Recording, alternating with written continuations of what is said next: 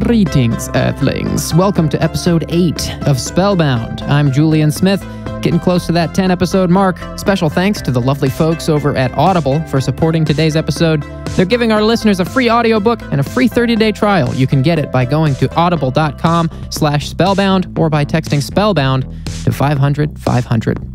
Today, we're talking to New York Times bestselling author, the one and only Peggy Orenstein. Peggy, thanks for joining us. I'm a huge fan of your work. I love the way you write. It's a huge honor to be talking to you today, so thanks for making the time. Aw, thanks. That's really nice of you. And now I'll bore you with a few details about yourself for the sake of my listeners.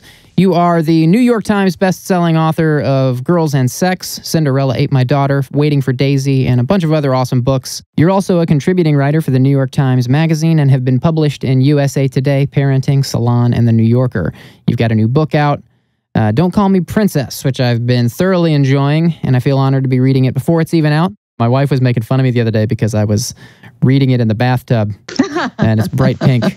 I think the only thing missing was a couple of candles. I know. Here I am like the biggest critiquer of the color pink, and yet it has become my brand. It's the biggest irony of my career. I think it's great. I think it goes along with the whole point you're making, and I love it. I love everything you're doing. Well, thank you. Especially because I have 2 daughters. Aww. And I want them to grow up in a world where they're going to get a fair chance, and this is a conversation I think is totally important. Yeah. So let's just dive right in. In your new book, Don't Call Me Princess, you talk a lot about, in the beginning, you talk a lot about your early career working for Miss Magazine in the 80s, which was the first feminist publication, if I'm not mistaken.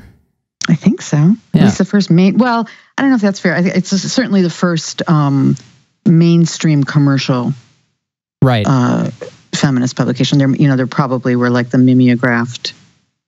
I don't know. I'm too old. I'm too young for that. Okay. Miss Magazine was it was quite an uphill battle. It sounds like from your recounting of the story. Yeah, I think it's a really interesting thing to reflect on now. When obviously the industry and where we get our news and how we get our news and all of that has changed so dramatically in the past decade or so. To look at the forces that shaped the magazine and newspaper industries and such from before all of that, I think is really instructive. I mean, I think people maybe weren't aware of the impact of corporations and advertising and all of that in really shaping editorial content and what we read. So there's some ways that I think the internet has been really liberating and allowed a lot of different kinds of voices and points of view out, even as we've become embroiled in the whole, everybody being balkanized and fake news and influences from Russia and all of that kind of thing. Yeah, and manipulated news. I mean, stuff that's kind of true, but out of context and stuff. So there's part of me that, as somebody who is part of what we now, I guess, call the legacy media, but part of media that I think of as having accountability, even though, yes, there are times when mainstream media too, blows it or really has something that's wrong or whatever, but there's some sense of accountability and process, and often there's not on the internet, but at the same time, there are areas, like I think that the whole discussion of sexual assault on campus, I think it would be very hard to have had that and have it had the impact that it did without the internet. I think that allowed those voices to get out there in a way that mainstream media had not been willing to do and was not interested in until it became such a public thing on the internet that they couldn't ignore it anymore. Yeah, and here's hoping that it stays that way with the internet. Yeah. Yeah, I mean, right. But it is really interesting. So looking at Ms. and looking at the battles that they had over trying to start a magazine and what they were and weren't allowed to have on the cover, and the difficulty in advertising and what you do when you advertise for product. I mean, one of the funny things in that is about how they say that it looked like it was a magazine for fast-driving cross addicts for a while, because the only advertising they could get was cars, liquor, and cigarettes, because they couldn't have makeup, they couldn't have fashion. It was really interesting, and sort of I hadn't read a lot of these pieces, and that one in particular, for a very long time. So to look back at that and think about how we imagined that and how we thought about those things at the time, and the impact now is, I think, interesting, not only from the perspective of feminism or girls' and women's lives, but actually from our media lives as well. Can you talk a little bit about Miss Magazine? It's such an interesting story that you tell in the book about the challenges that this progressive, controversial magazine faced. You guys had trouble keeping advertisers and fighting the public image of feminism at the time and all that stuff. It was really interesting to hear that. Could you tell people about your experience with that? Well, so I was there and I was working for one of the editors at the magazine who was doing an anthology of writings on the status of women around the world. And I was helping research the introductions that gave all the information about women in all these different countries. But I was in the office, so I was observing and watching. And it was just, I think working with those editors, and I mean, I think all the time about sort of having been in the peanut gallery of witnessing history, people walking through the room, whether it was Gloria Steinem or Andrea Dworkin or, Alice Walker was there at one point, various people that now feel like these iconic and sort of faraway figures. To have watched them when I was 19 years old or 20 years old, whatever I was pretty amazing. And I knew I wanted to be a writer, and that experience really, especially diving deep into the research on women around the world, just really, I guess, galvanized my interest even further in writing and thinking about women, though I immediately didn't do that when I graduated college, but that was the hope. Do you think all this research and fact-checking you were doing at Miss Magazine maybe inspired you in some way to be on the path you still find yourself on today? I'd like to say that's true, but I don't really remember what I was fact-checking back then. I was, I think, it was more just all the reading I was doing. One of the things that was really that I think we have lost in today's world is that I was living in New York. I was there for a semester, so I wasn't embedded in any kind of group or friends, or I really was alone. I was living with my older brother, but he had a girlfriend and he was never around. And and it was too expensive to talk to people on the phone back then, long distance. Right. There was no internet. I didn't own a television. I don't think I even owned a radio. And so all I did was read and write in my spare time. So I would just sit there and read. I had nothing else to do with my time. So I would just sit and read and read and read and read and read. And since I was working in this feminist context, I was reading all of these books to kind of give myself, to get myself up to speed and educate myself. And I think that really was what did it. And when I look back, I would write these. I had notebooks and notebooks and notebooks because, again, I had nothing to do. So I would just sit in the cafe around the corner from me and, drink 10 cups of coffee and write and just write everything that was in my head and everything that was happening around me. And I just think that was a really, that isolation and that kind of loneliness and disconnection allowed for a kind of intellectual exploration and lack of distraction that I think is very hard to come by right now. Yeah, and it probably gave you a fresh perspective on everything. I remember also how bleak it could feel to be that alone in a big city. But even things like I remember deciding that I was going to read everything by Colette. And I just did, because what did you have except for time when you were 20 years old and in a city and kind of doing an internship and having no friends? I wasn't going to sit and email. I wasn't going to be texting. I wasn't going to be FaceTiming. None of those things existed. So I just would read. Yeah, don't even get me started on how many distractions there are today, because we'll have a totally different conversation. Right? I know. I mean, I find it so hard now. I know it is a different conversation, but to just turn the world off enough to even write, an article takes just enormous mental effort and willpower. And and I do, feel I don't have the discipline to, or I guess it feels like one couldn't just refuse to engage in this stuff. But I think that it has come at it has some great benefits and also some really big costs. Absolutely. Well, there's a yin and yang to everything, I guess. Mm-hmm.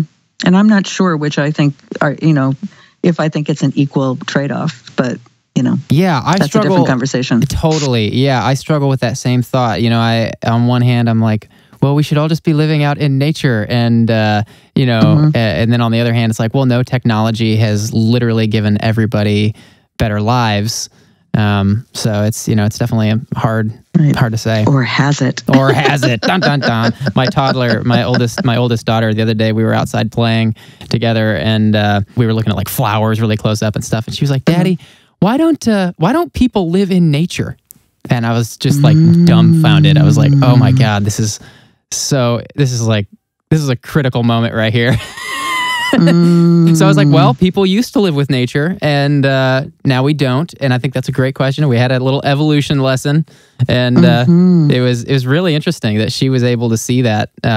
She recognized every other animal is out here. Why are we in these houses? Right. Kind of interesting.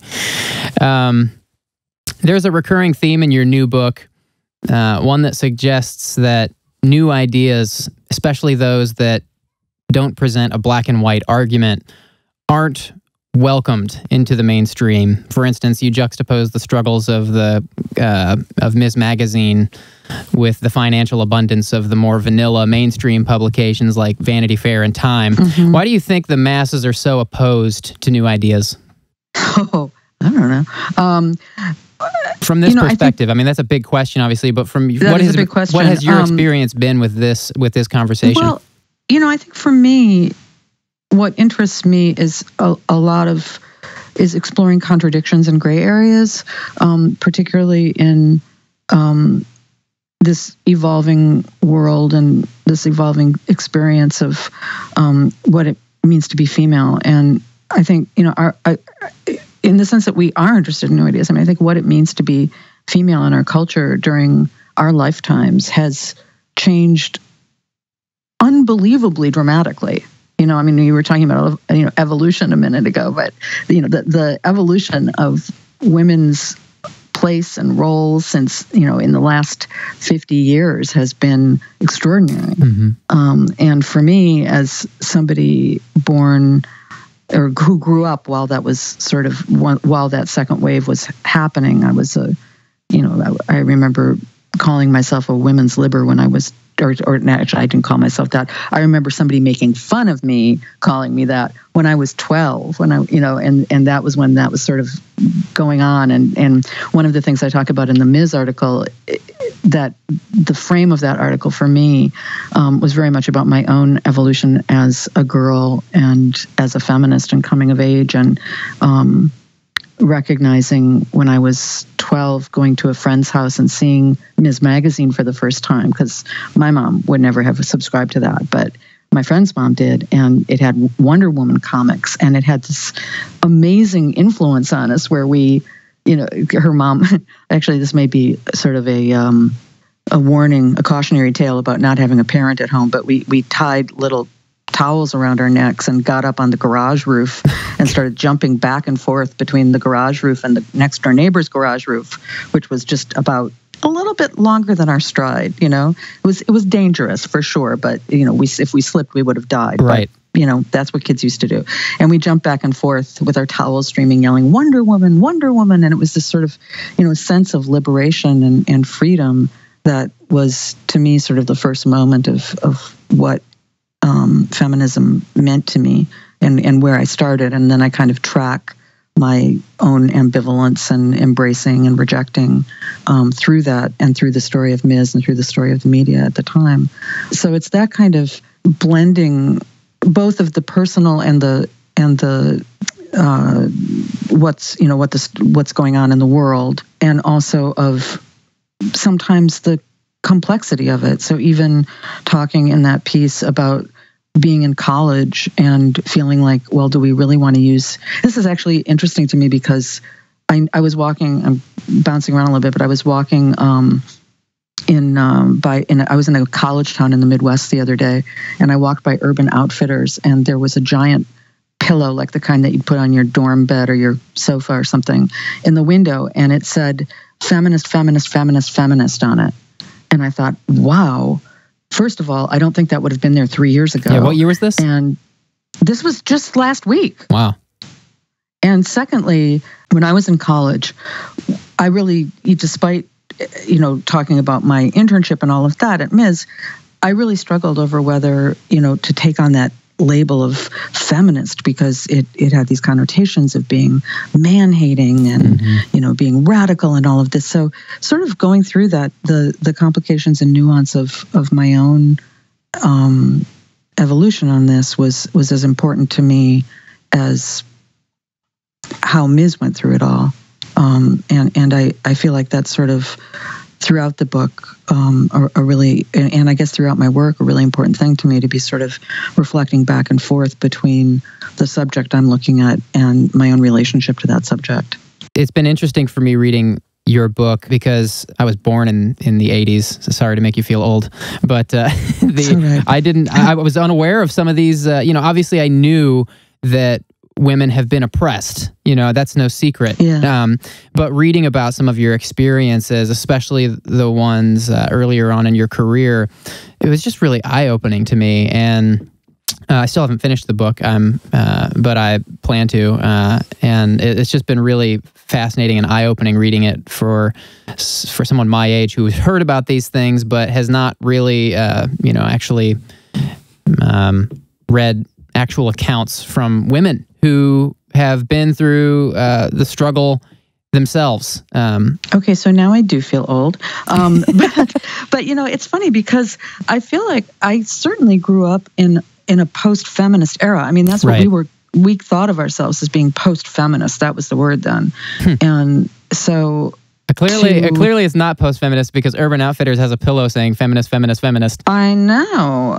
But we saw ourselves, I mean, we used to kind of joke, the joke was we were ladies of the 80s, that was our kind of ironic little thing we would say. But,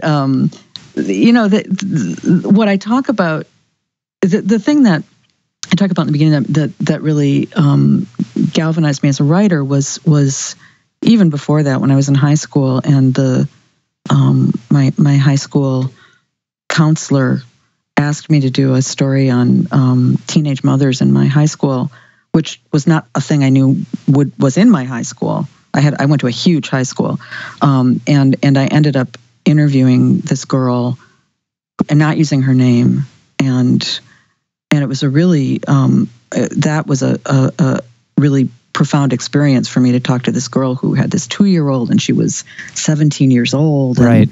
And, all of this. And then she walked out of the room, and she stopped before she walked out of the room. And she said, if you see me in the hallway, don't say hello, because there's no way that somebody like you would know somebody like me. And I don't want anybody to get suspicious. Wow. And it just hit me. I just thought, because of course I would have said hello to her in the hallway, Well, yeah, after something like that. But it was that there was so much more than just like some, tale about the teen, the perils of teen sex. It was about what it meant to be a girl right now, and the ways that some of us had these opportunities and some of us didn't, and how class and race and experience played into all of these things. And I think that was what sort of set me ticking on this path. And then when I graduated college and after the whole Ms. thing, I worked at Esquire for several years. And when I was interviewed for the job, and this is something, I wrote this before all the Me Too thing started happening. I wrote the book was already going to press then. And I had to go back and add something about that. But I understand really viscerally how hard it is for women to speak out, even when we think like, why would you not say anything about that? Because I had this experience when I interviewed for Esquire that, far less extreme, even writing about it 30 years later, even though the guy in question is dead because he was an older guy and he died of old age, he didn't die any tragic way, I still kind of hesitated over the keyboard thinking, do I really want to say this? And it was just that, that when I was interviewed, they said there was the guy that I worked for had a penchant for rubbing up against young female staffers with an erection. And could I handle that? You hear stories like this and you want to believe they're not true, but it totally happens. And I'm sorry you had to go through that. And it was not like, and we're trying to do something about it. This was something this guy just did? Yeah, apparently he never did it to me, but, because I would have had to, I stayed very far away, but. Naturally. Yeah, but I probably would too if I heard this guy was around. Right, but it was known, and the idea was not that, we're going to do something about that. It was, you have to know how to deal with this if you're going to work here. Mm-hmm. And so, of course, I said, yeah, of course I can handle it, because, I wanted the job. I was at that time, I was like eating breakfast cereal for dinner. I desperately needed a job. That's what's so messed up about that situation, right? is that you felt obligated to just tolerate it because you needed work. Right. And that was how the game worked. Figure out how to deal with it. And I think there was a way that and the general, and I worked at a men's magazine for 3 years. But I think that there was a way that I was drawn to writing about women, and there was a way that it was also an opportunity because people weren't doing it because it was a male-dominated industry in mainstream, in non-women's magazines publications. And I also feel like I was pushed a little bit. I think that I didn't want to deal with that kind of thing. I didn't want to deal with sexual harassment. I didn't want to deal with what I was seeing was sort of lesser treatment of women in the industry. There was a lot that I think I just either felt would be corrosive to me or that I couldn't actually deal with, or I don't know. But I just thought, okay, if I do this, then I have my own little territory and nobody's going to mess with me in that way. And yes, I will be marginalized, but at least I will also be the go-to person on this. So I don't know that I thought about it that, clearly when I was 22 years old, but I think that was partly what was going on in my head. So it was a draw, but it was also a bit of a dodge to start my career and go on the path of writing about women and girls. I can't figure out what lies beneath the resistance to women having an equal place in the workplace. I can't, I'm obviously, I'm younger than a lot of people participating. If you say you're younger than me again, I'm going to hang up. I'm saying, okay, would inexperienced be better? Yeah. I'm more inexperienced? Yeah. Let's take a quick break and talk about the people who made this episode possible. I'm talking about Audible. I love this service. I use it all the time. I was so happy to hear they wanted to support Spellbound. Audiobooks are a great way to become a better you because I don't know about you guys, but I only have so much stamina for reading, and so popping an audiobook in my headphones while I'm doing some dishes or listening to it in the car is a great way to read a book. For Spellbound listeners, Audible is offering a free audiobook and a free 30-day trial. All you got to do is go to audible.com/spellbound or text Spellbound to 500-500. Browse their unmatched selection of audio content, download a title for free, and start listening. It's literally that easy. Whether you want to feel healthier or get motivated or learn something new, Audible has an audiobook for that. I've been listening to the book we're talking about today, Peggy's Don't Call Me Princess, and I love how whenever I log in, no matter what device I'm on, Audible remembers where I left off in the book so I don't miss a thing. Audible members get a credit every month, good for any audiobook regardless of price, and unused credits roll over to the next month every time. Don't like your audiobook? You can exchange it. No questions asked. Get your free audiobook with a 30-day free trial at audible.com/spellbound or text Spellbound to 500-500. That's audible.com/spellbound or text Spellbound to 500-500. Okay, Peggy, I believe where we left off, we were talking about women in the workplace and men forcing women to put up with inappropriate behavior in order to get jobs. What I was trying to say earlier is that I don't understand what makes men treat women this way, and maybe that's just an age thing. I hope that's all it is. Maybe there's just a generation that needs to die off still, and then everything will be fine. But I don't understand this, and whenever I hear it, it makes me feel embarrassed to be a man because I find this behavior repulsive. Well, yeah, although, that's not just an age issue because there's a piece in there the book has, the different sections, and there's the section that you've been referring to, which is sort of profiles and reported pieces, and then there's pieces on breast cancer, because I've been dealing with that for more than 20 years, and pieces on motherhood, and pieces on girls, and in one of the pieces I'm talking about the first time Hillary Clinton ran for president, and the sort of regardless of how you felt about her qualifications or her politics or how compromised she was or whatever, the nature of the attacks were so despicably misogynist so often. And I talk about walking by a misogynist poster in Berkeley about a Hillary Clinton poster with my daughter, who was 4 at the time, and try explaining that. You had the flower and the nature. Try explaining the misogynist poster to your daughter. That's a little heavier. And right. It got me thinking a lot about how we raise girls and how we do and don't talk to them about women in power. And I think that part of the Me Too conversation has really cracked this open, because there was a way that I felt, looking at that poster, I thought, so do we tell them, that there are more opportunities for women than there ever were, or do we tell them about the hell that's going to rain down on them if they try to take those opportunities? And I talk about that it's not age dependent, that when they did a study of millennials, or survey of millennials, on how they felt about male and female bosses, and millennial men were actually as conservative or more conservative in the sense that they would prefer to work for a guy, and the women too. So I don't know that all of these issues will just go away because old people will, stop being in the workplace. But I think that the kind of discussion that has been cracked open this year, which I've just been watching it's just been stunning, to watch things being discussed in this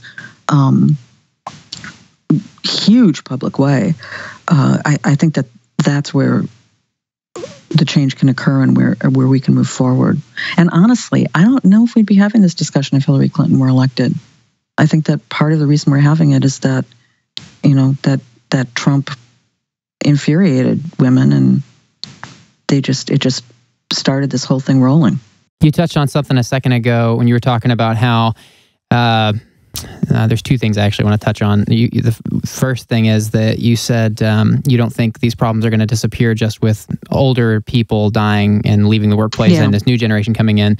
And that's kind of in line with an idea that we talked about in our episode from last week. We talked to an evolutionary biologist not about sex, but about race. And he was talking about how there's actually a gene that you could call racist that is in people, and it's a controversial part of the discussion that's unfolding now. But he says that there's like ants, that there's colonies of ants that will enslave other colonies of ants because they don't have the moral understanding that humans do, and therefore it's it's the responsibility of people to put an end to this kind of inequality, because we do have that higher knowledge, and we're not just bacteria swimming around in a bowl. We have feelings and things like that, and I couldn't help but feel like somehow that relates to what you're saying, because maybe not from an evolutionary standpoint, but maybe culturally, because there was a point in time in a tribal sense when we each relied on our differences in order to have a successful tribe. And and now technology and society has brought us to a place where a lot of our differences are kind of being neutralized, because computers do a lot for us and technology does a lot for us, and now people get to have a choice of what they want to do with their lives for the very first time in the history of the world. And so it's interesting, because that's kind of what you're saying. Yeah, and I think there's a number of stories in the book that sort of speak to that. There's a piece on Elizabeth Blackburn, who is now won a Nobel Prize, but she's a biologist. It's a profile of her that's exploring the idea of why there aren't more women in higher level academic science. And for years, the presumption was that the pipeline would take care of it. And once we got more women in, in the undergraduate level and in high school and all, that naturally over time, it would even out, just on its own. And that did not happen. They started saying, the pipeline was leaky. Women would just leak right out of it. So it was discussing the subtleties of what, well, sometimes it's not subtleties, sometimes it's pretty darned overt, but the combination of subtle and overt discrimination that was tacitly pushing women out of those positions as they moved into the upper echelons, and then talking about this sort of one woman's life and how she did or didn't fight back against that or push back against that in her own career. So that was really interesting. And there was a study in that, a survey I say in that piece, or study, I guess, where a professor sent applications out to thousands of, I forget what the job was for, if it was in business or if it was in science, but she sent out resumes, and the only difference in the resume, it was for an academic position. The only difference in the resume was male name or a female name, and the percentage of people who said they would hire the male candidate was just vastly higher than those who would hire the female candidate, even though the resumes were identical. And I had noticed that just last summer, there was a similar survey that went out about that was having to do with both gender and age. So the people who came out on the bottom, even with identical resumes, were older women. Back to that age thing again, I guess, Julian. So it's just interesting. Hey, that was you this time. It's interesting to see how those issues sort of continue to circle back. And I think one of the really cool things for me about putting this collection together was that I got to sort of look at, in doing your career, you just move forward, right? You just do what you do the next thing, especially if you're a creative person. You write your article, you do your podcast, you write your book, you do whatever you do. And you don't tend to look back and say, gee, what are the through lines of my work? What have I done? What does it mean to, look at something I did 20 years ago or something, and how does it remain relevant today? And it was really interesting to see how, and sometimes a little discouraging to see how relevant things that I'd written a while, some years ago remained, and how the issues were at this very moment just coming back around in really sharp relief. So it was actually useful for me in thinking about, my life now, what I want to write now, what the activism today means in the culture, all these issues that we're bringing up now, to see how I was writing about them, back then, was kind of fascinating. And I hope will be fascinating for other people as well. Yeah, well, it's certainly fascinating for me. And what's interesting about what you just said is that it kind of implies that there is an ideology that is unconsciously being operated upon with, like you said, there was like two resumes that were identical, and older women were unfavorable in that scenario. Yeah. So this is old mentality that has to change. Right. And I feel like, watching it over time and being able to stand back and take the long view, you see that, it's not a static thing, but it's kind of a spiral, and change happens, but then other change doesn't. And, I think, okay, when I was a little girl, my mom wouldn't have been able to have a credit card in her own name, because she was a housewife. Wow. Right? That was a thing. You can't even imagine that. I mean, maybe that's a good thing. She wouldn't be able to go into debt.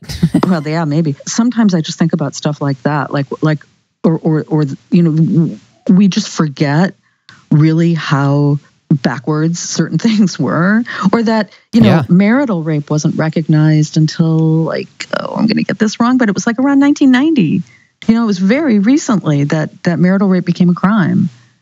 So there's some major changes that we take for granted. And then there are other things that either don't change or change a little bit and backslide, or, the issues of how we, with sexual assault, of, how we're defining it, what it means, what sexual harassment is, that this is not flirting, that you're, that rape is not somebody jumping out at you from a dark alley, all of that is something that we're really embroiled in discussing and thinking about change right now. That seems to be the task of this moment. And 10, 20 years from now, we'll think, okay, we've totally forgotten how we used to look at that stuff, but look at what's going on now. I just think there's sort of ongoing things that we change. And then, maybe it's like owning a house where you fix the roof and then you suddenly realize the floor needs fixing. And then you realize that the bedroom needs painting, and you just go on and on and on. Mm-hmm. Yeah. I've wondered too, if there's a point where these issues will cease to exist, or if it'll just continue to change and evolve. I'd like to think that we're heading towards some ultimate utopia, but who knows? Well, I think that's there's that goal. But even if you think about like ideas about democracy, all ideas just keep evolving and changing, and that's not, there's nothing wrong with that. And we try to move towards a more equitable, just society, and we change. I almost feel like I see it in parenting, and I remember when I had my daughter that I thought, okay, there are like 3 things that I would like to change from my own upbringing so that I don't, subject her to those things. And there'll be like 7 more things that I'll do that I didn't even know I was doing, that she's going to hate me for when she grows up, right? That you got to put money in the therapy fund over. But at least I can change those 3 things. And then when she grows up maybe and has children, she can change 3 different things. And, we can make it a little better, but there's always going to be the thing that you didn't think to change. We all have blind spots. Yeah. Wow, we just covered a lot of ground there. There was a second thing that I wanted to cover from about 15 minutes ago. You said something a few minutes ago about whether you should teach your daughter about the oppression of women from the past and encourage her to take the opportunities that are there, or educate her on the hell that will come down on her if she chooses to take those opportunities. Do you think that hell will come down on women who try to take the opportunities that are presenting themselves? Sometimes. Not always, but at that time I was writing about... What do you think determines that? Well, I was writing about what, Clinton as this lightning rod for the way that we feel about women in power. And in part, again, I'm not saying that people can have issues with her politics or whatever, but when the attacks take this misogynist edge, like I think I was looking at things like the Hillary Nutcracker and the, obviously the... chanting the "make me a sandwich" or "iron my shirt" or whatever it was, and all these different things. I just kind of put a list of them in the article, and then I was talking about there had just been a case in Austin, Texas, which one thinks of as a liberal stronghold, in the fire department, where they hired a woman firefighter, and the guys in her house were doing horrible. They were smearing her locker with excrement, and they were doing all this stuff. And I was thinking, gee, my daughter wanted, she's 4 years old. She wants to be a firefighter when she grows up. Like, it's not like I'm going to tell my 4-year-old, no, somebody's going to smear excrement, but it's there. And what we're seeing now in terms of sexual harassment and sexual assault of women in the workplace, it's really hard to, or even in college, there was just a Tulane University just put out a report that 4 out of 10 students say that they have been raped on that college campus. And, would you send your daughter to some place where 4 out of 10 students were shot in a drive-by? You would go, no, I think that's a little unsafe. Yeah. I guess what I feel is that we're heading into a landscape where women are going to get an equal chance. And I say that just because, if you look at Hollywood, for example, like Wonder Woman was a huge success, which is amazing. And also, I love Dana Carvey's stand-up special on Netflix, Straight White Male 60. That title alone I haven't seen it. Oh, you've got to watch it. You will love it. He's a genius. Yeah, I know what you're saying, and I think you're right. And of course, and I think that all of this is going to, again, result in some moving forward. And I think that the movie, the stuff in Hollywood, there have been some people who have just been doing fantastic work on pushing greater representation in Hollywood, like Gina Davis. She's been amazing. Right. So, yeah, I mean, I'm not telling my daughter, you can't do it because if you do this, you're going to be attacked or assaulted or whatever. And I do worry that girls are afraid. I hear a lot of high school girls who fear going to college now because of the discussions around assault, and that makes me very sad and so sad. Upset. However, I think we also have to help girls, and I have a whole other thing about boys, but I think we have to help girls be resilient. And one of the things that I think about a lot is that in the African American community, parents talk to their kids about structural barriers and racism, so that when I worry that with girls in general of all ethnicities, that if we don't talk to them about structural barriers and the need to push and fight and be strong and resilient in the face of structural barriers, that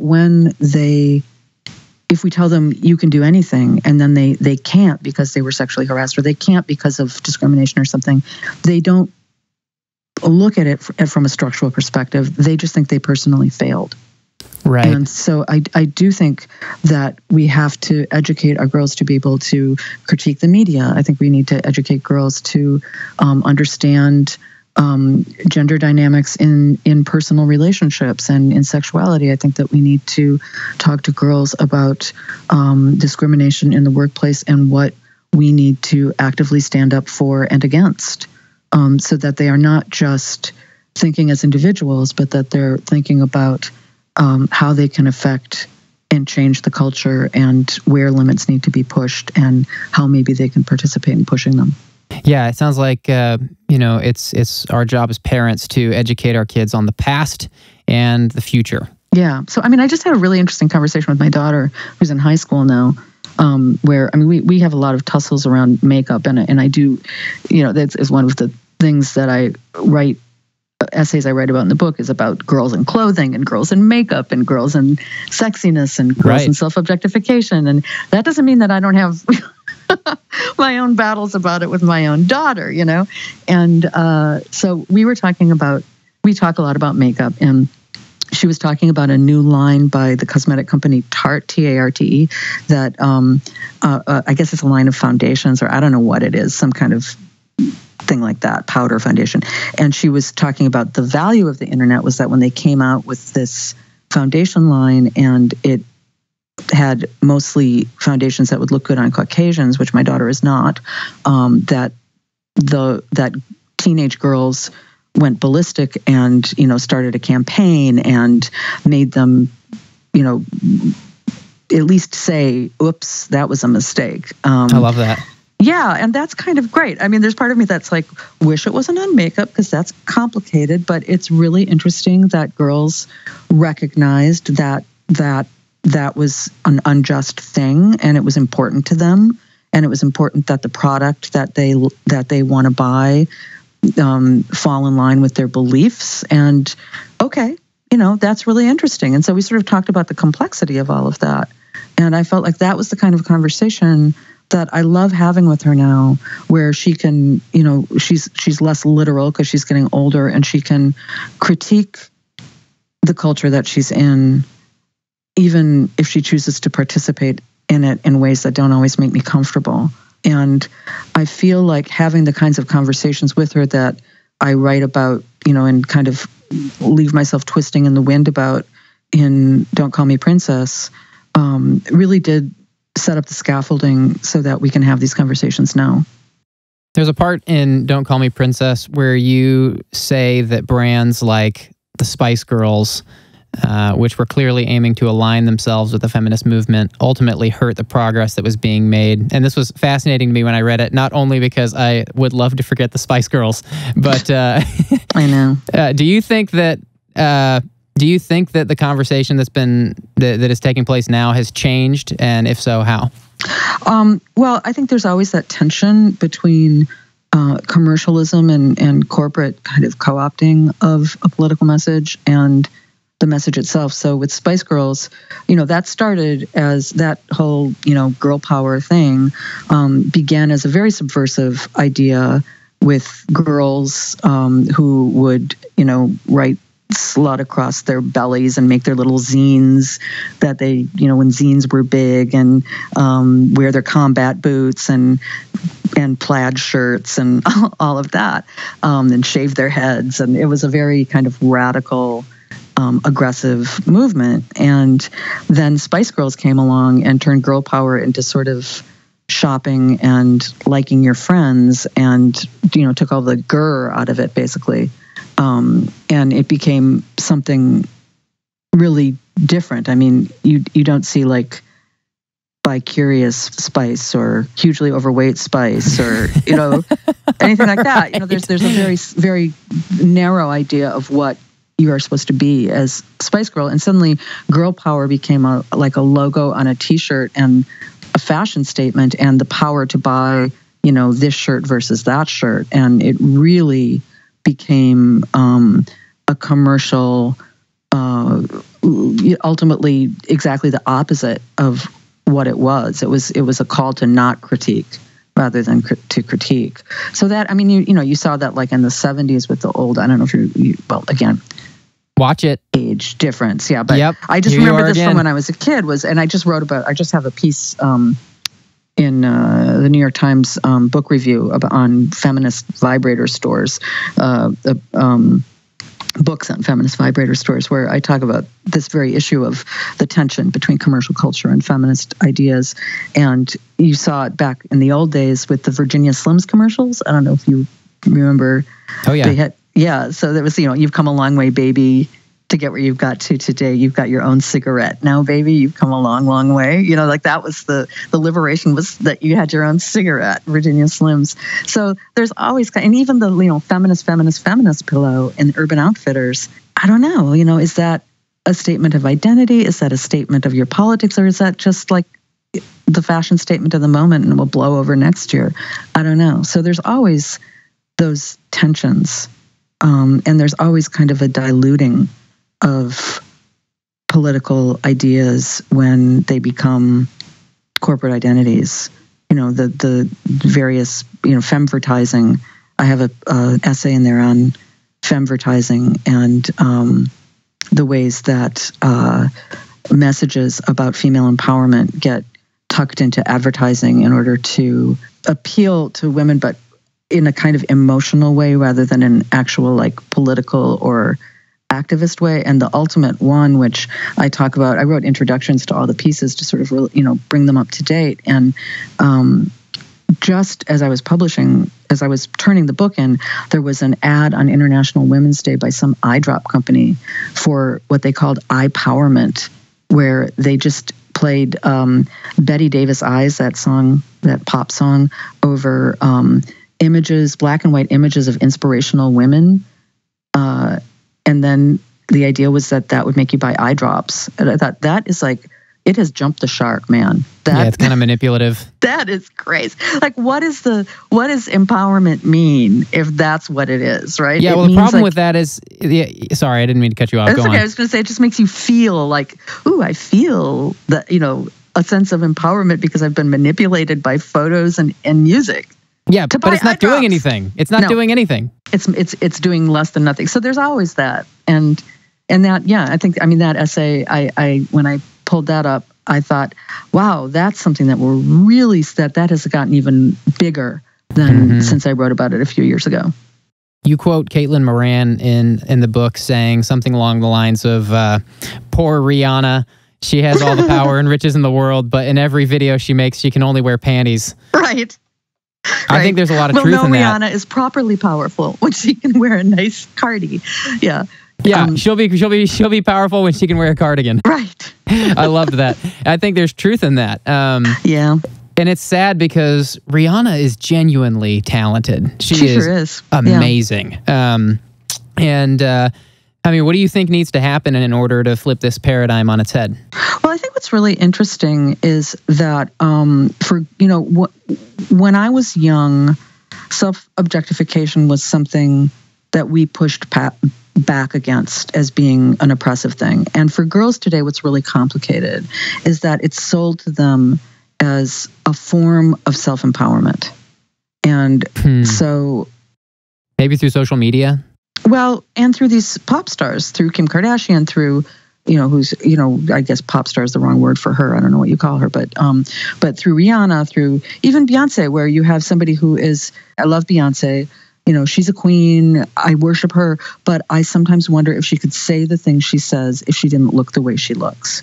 Right. And that was such a beautiful articulation of the dilemma and the ways. Well, maybe it's a natural step in the process. Could be, and it could be, and I think with that, and one of, and what I explore even more deeply is how disconnected that sexy image is from girls' understanding and enjoyment and feelings about their own actual sexuality. That, that the supposed confidence that this clothing is giving them comes off when they take the clothing off.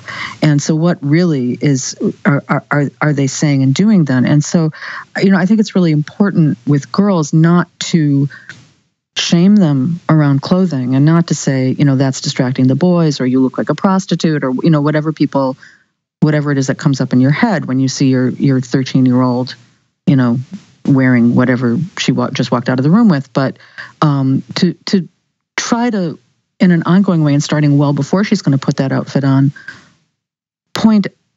talk to her about, in an age-appropriate way, about self-objectification. And, I've talked to my daughter a lot about the bait and switch nature of it. I've talked to her a lot about all the studies we know on self-objectification and how it's linked to depression and anxiety and eating disorders and self-cutting and even, cognitive issues like not being able to perform as well in school, all of these things. So if that's the truth, then where is the power in that? Where is the power in doing that? What are you being sold exactly? So I think the more we can make girls aware and put the onus not on an individual girl for, dressing a particular way, but on a culture that's telling her to and calling that empowerment when it most clearly is not, is, the better for young women. I agree. This is all such a delicate dance because there are certain things that were handed to us through evolution and also just through running civilization successfully for as long as we've been doing it. There's certain things that just work. Like marriage is a thing that works because people don't want to be lonely, and people make good teams when your differences can be reconciled in a cooperative way. It can be a healthy thing, and I think maybe we run the risk of. I think we've just got to be careful in these conversations of as we move forward that we try to really get to the root of our own logic that we're operating on, and that we don't throw anything good out in the process, and that we don't buy anything bad at the same time.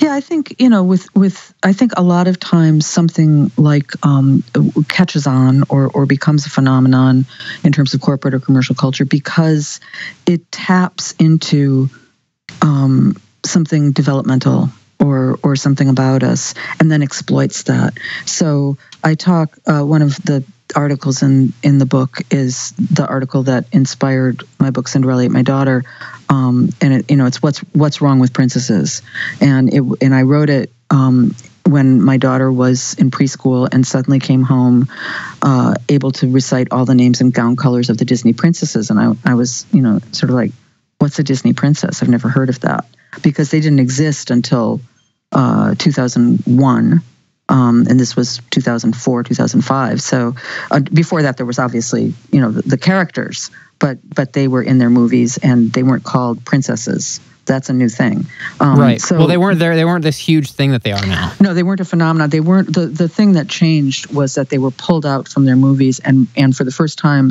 in the history of the Disney Corporation, marketed separately. From the release of a film. They used to you could only get merchandise related to a character when they were, they had a film out.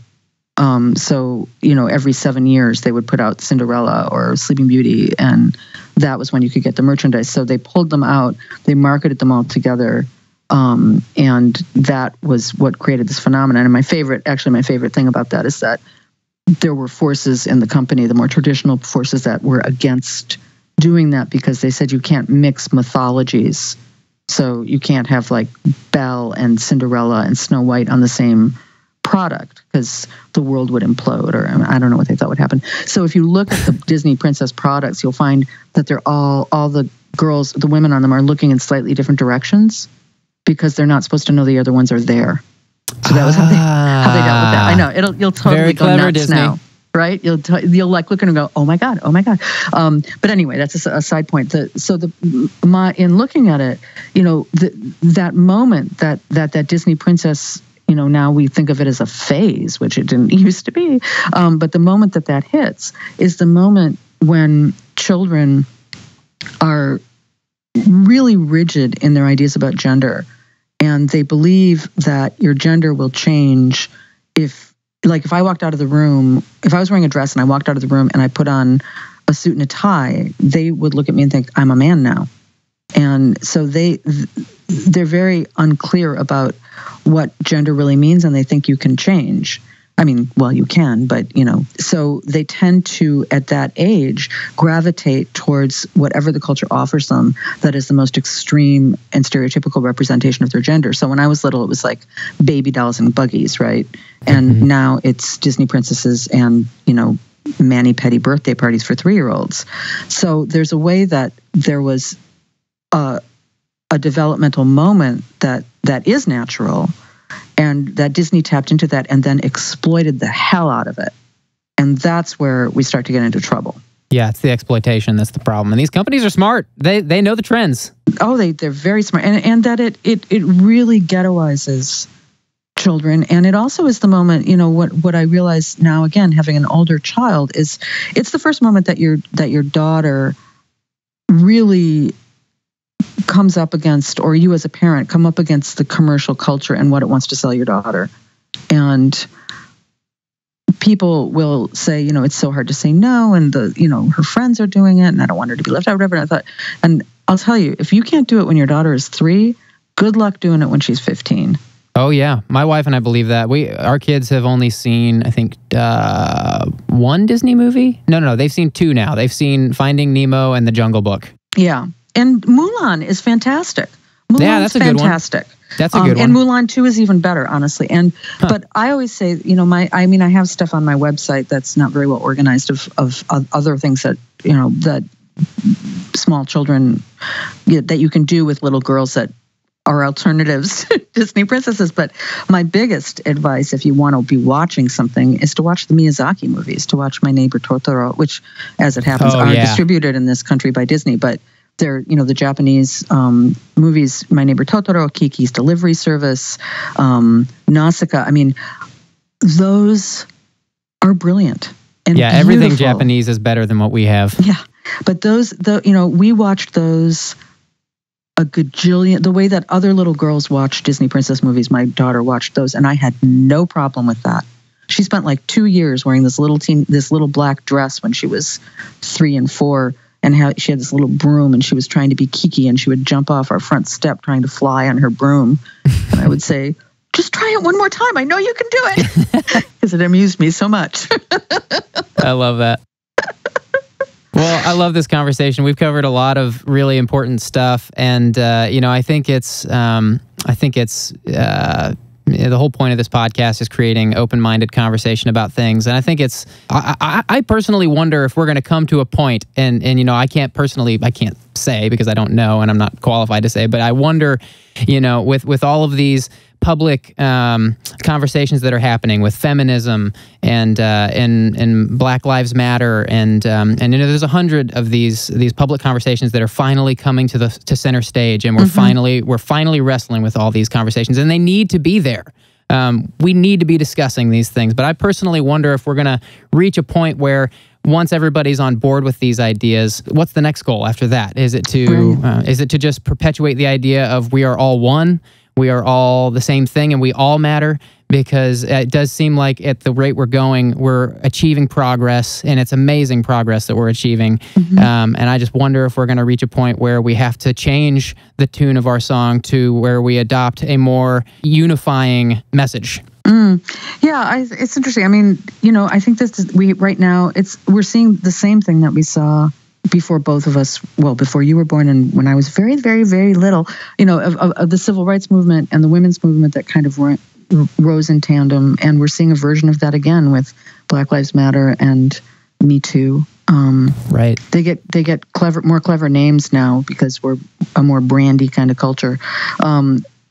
And I think I don't know in terms of what you say, but we certainly have a long way to go.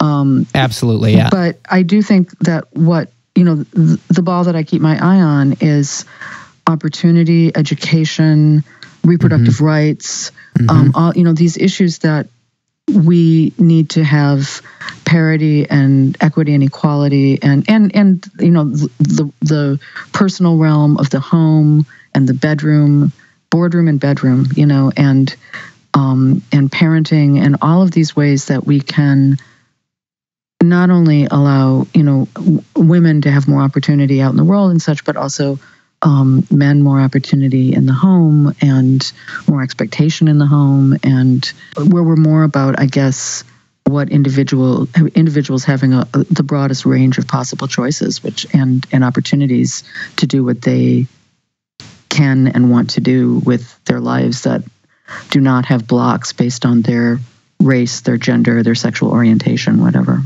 Exactly, yeah. Now, old ideas need to be challenged. New ideas need to be supported and have and be welcomed with open arms.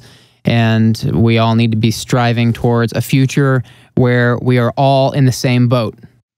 You go, Julian. I don't know. It's a great idea, right? I think that's what we all want. Sure.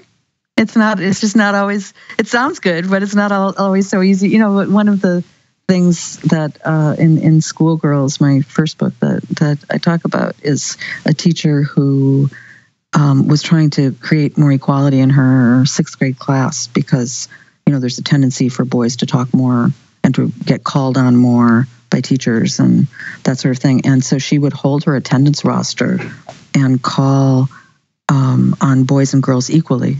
And after about a few days of it, she said the boys got really, really angry.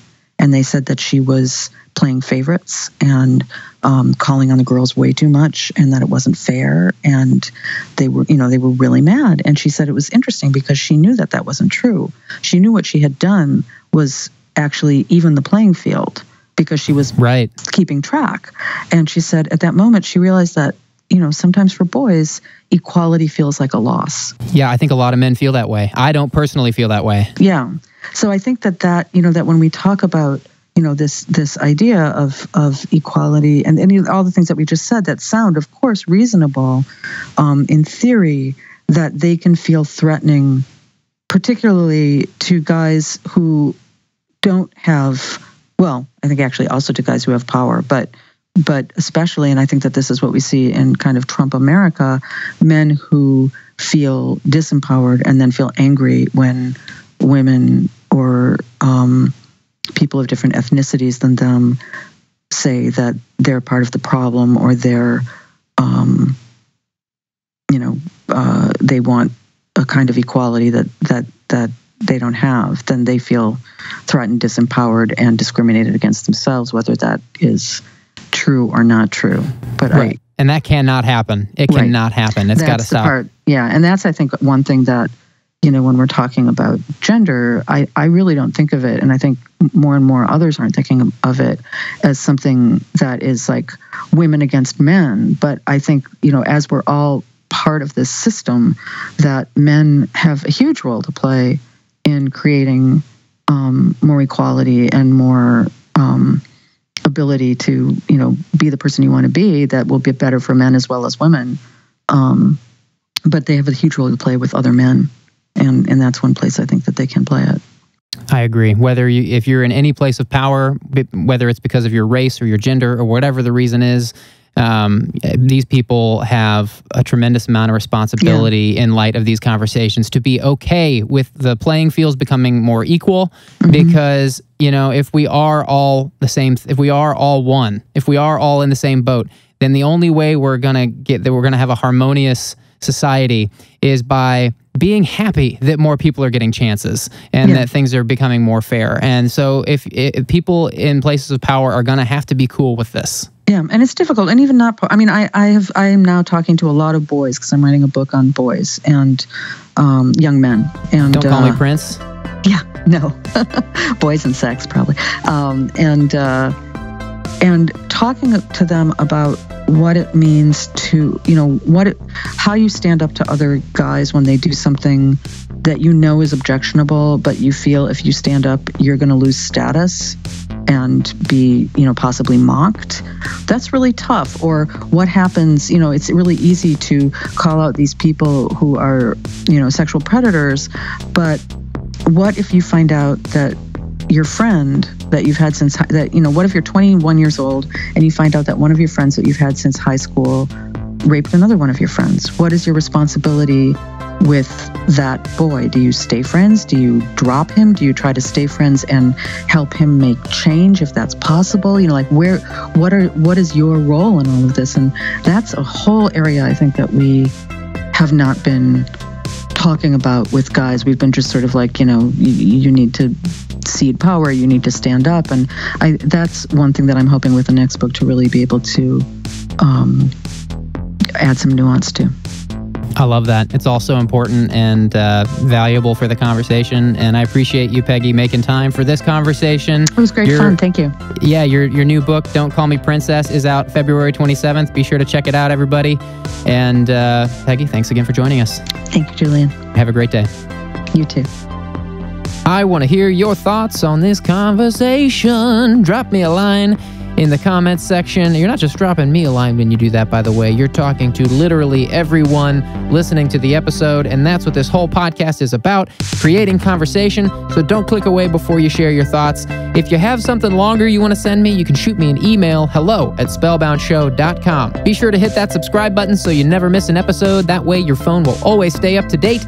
And next week, we're talking to Dr. Richard Elliott Friedman again, back by popular demand. I can't believe you guys want to talk more about the Bible. Honestly, I was so worried to release the last episode because the Bible is such a polarizing topic, but I was so pleasantly surprised to see that people of all religious backgrounds were equally fascinated and participating in the conversation open-mindedly. And even Dr. Friedman noticed that after the episode was released. He was talking about how amicable the conversation in the comments was, and that's just something you don't see a whole lot of.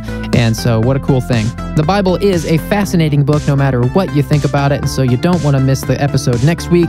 The conversation Dr. Friedman and I have is one of the most fascinating conversations I've ever been a part of. I'm Julian Smith. This has been Spellbound. I hope you enjoyed it as much as I did, and I look forward to seeing you guys next week. Take care.